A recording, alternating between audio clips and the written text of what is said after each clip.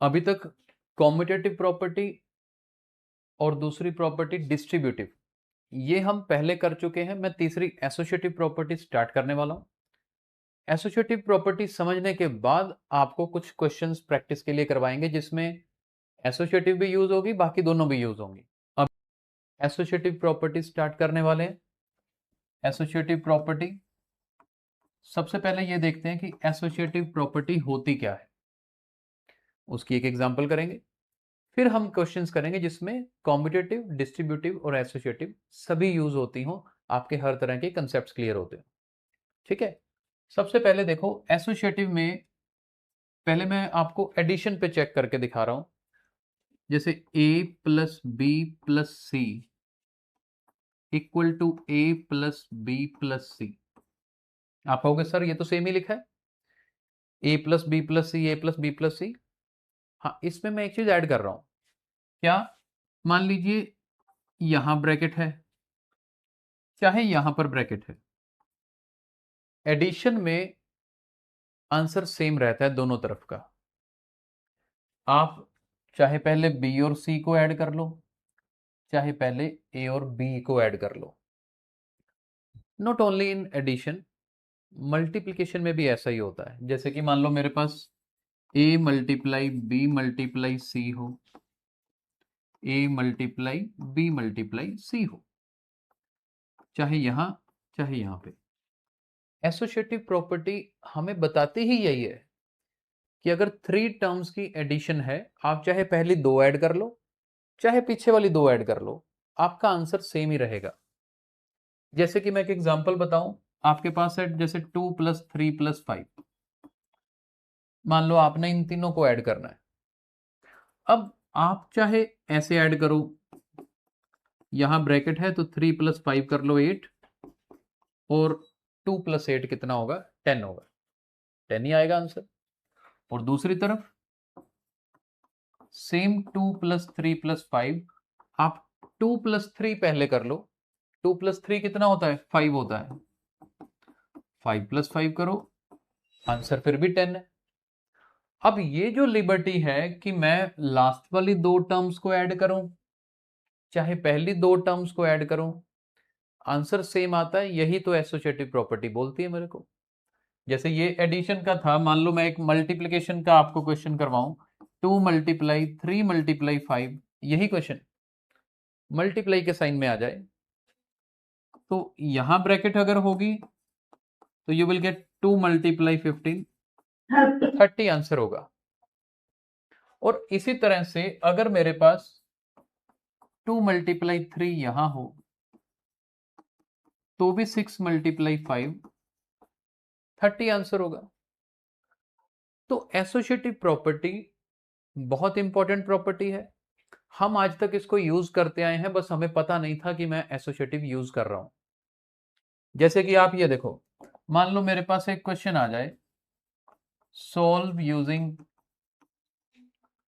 Associative property, या फिर associative छोड़ो, सूटेबल प्रॉपर्टी आ जाए, सूटेबल प्रॉपर्टी। और उस सूटेबल प्रॉपर्टी में मैं आपको क्वेश्चन ये लिख रहा हूं, मान लीजिए 5 मल्टीप्लाई 15 मल्टीप्लाई 2, मान लो ये क्वेश्चन है। अब आपको प्रॉपर्टीज यूज करनी है। अगर प्रॉपर्टीज यूज करनी है, मैं आपको 2 प्रॉपर्टीज यहां पे लगा के दिखा रहा हूं। जैसे कि मैं सबसे पहले तो ये करूंगा, 2 और 15 को चलो मैं इंटरचेंज कर देता हूं। क्या कर रहा हूं? 2 और 15 को इंटरचेंज कर रहा हूं।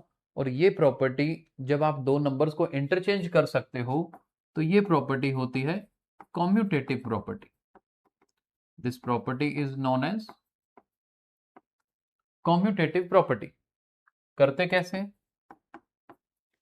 15 और 2 को इंटरचेंज कर दिया सर, 2 मल्टीप्लाई 15 बन गया।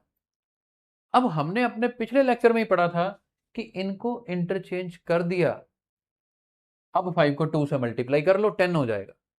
क्यों कर लो? जब आपके पास, आपको ये पता है कि मैं इन दोनों को मल्टीप्लाई करूं, चाहे इन दोनों को मल्टीप्लाई करूं, आंसर सेम होता है, पता है ना। मुझे वो इसीलिए पता है क्योंकि मैंने एसोसिएटिव प्रॉपर्टी पढ़ी हुई है। मुझे बचपन से पता है भी इनको मल्टीप्लाई कर लो, but this is associative property. तो यहां पे अगली लाइन में हम लिखेंगे एसोसिएटिव प्रॉपर्टी इज यूज्ड। अब आप देखो, हमें पता ही था भी एसोसिएटिव होती है, मतलब नाम नहीं सुना हुआ था पहले, करते तो थे ही। आज पता लगा कि 3 नंबर्स की ऐसे मल्टीप्लिकेशन है। अगर मैं इन दोनों को मल्टीप्लाई पहले करता हूं तो मतलब मैंने डिसाइड किया ना, मैंने इनको मल्टीप्लाई करना है। डिसाइड कैसे किया? एसोसिएटिव प्रॉपर्टी ने मुझे बताया था कि इन दोनों को कर सकते हो। पहले हम लिखते नहीं थे, आज हम साथ में मेंशन कर रहे हैं, ताकि जिसका जितना क्रेडिट बनता है उसको मिले कि भैया इसकी वजह से ही लिख रहा हूं मैं। और 5 मल्टीप्लाई 2 करेंगे तो 10, 10 मल्टीप्लाई 15 करेंगे तो 150 होगा। तो मतलब कॉम्यूटेटिव प्रॉपर्टी यूज की, बाद में हमने एसोसिएटिव प्रॉपर्टी यूज की। Let us do this question, solve using suitable properties. Firstly, when I went through the question, I saw 26 times minus 48 plus minus 48 times minus 36. I observed that minus 48 is coming here and minus 48 is coming in the first term as well.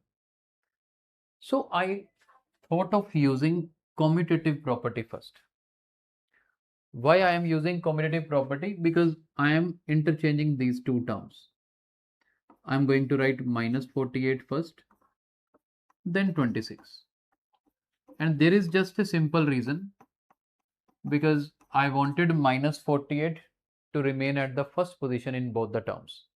Which property we have used? We need to specifically write here, we have used commutative property.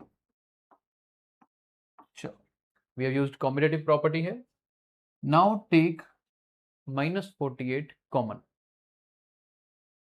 Since this term is coming same in both, so I'll take minus 48 common out of it. And what we are left with, this is 26 from the first term, then plus sign, this minus 36 from the second term. This way I have used now distributive property. We have used distributive property now. Once distributive property is used, now I can simplify it. 26 plus minus minus, this is minus 48, 26 minus 36 is minus 10, minus and minus plus, so final answer is 480. तो जिस जिसका 480 answer आ रहा है उन सबका correct है, शाबाश।